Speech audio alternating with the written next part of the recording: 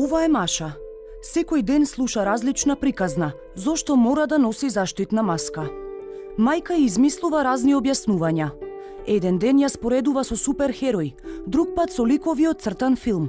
А кога веќе ништо не ја успева, мора да ја каже вистината. Имаме денови кога ќе станеме наутро, ја ставаме маската, се е окей, значи еве, ти си интересна, значи колку е физички, фраерски и модерно да носиш маска. Доаѓаме друг ден, мама не сакам да носам маската и мораме строго да им кажеме ако не носиш маската, значи ти ќе бидеш болна, ќе кашлаш, ќе се разболеш. И децата тоа го доживуваат многу стресно. Значи има ситуации каде што ќе заборави да стави маската и вика дали сега ќе се разболам, дали ќе почнам да кашлам. Дојде време кога е предизвик да се биде родител, вели Тамара, која стравува што нејзините деца живеат во најзагадениот град во светот.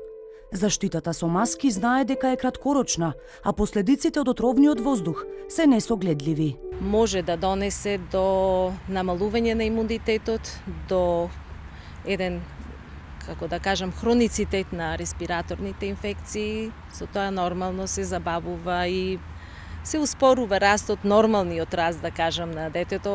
4-членото семејство на Тамара за една сезона троши речиси 100 евра за заштитни маски. А набавката на државните маски не е ниту почната.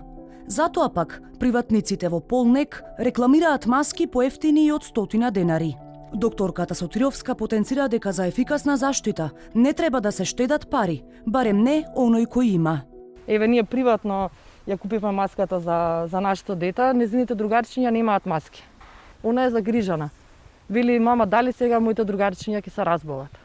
Многу кашлаат. Дали е тоа зашто немаат маски? Може ли да им купиме маска? Додека Министерството за здравство ја пишува тендерската постапка за набавка на ветените маски, од детската амбасада Меѓаши пишуваат тужба против државата. Ни требаат вештаци, значи ги охрабруваме сите вештаци кои работат во јавни институции да дадат свое мислење и видување колку штетно влијае канцерогениот воздух врз правилниот раст и развој на детето. Се доведува прекршување на правото, елементарно право на живот на децата и сметаме дека за ова мора да се подигне целата меѓународна заедница.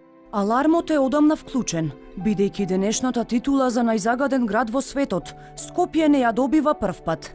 На потек се надлежните, затоа што за дишење потребно е и малку воздух. Македонија предничи пред останатите земји и постапката на смртност по глава на жител како последица од аерозагадувањето.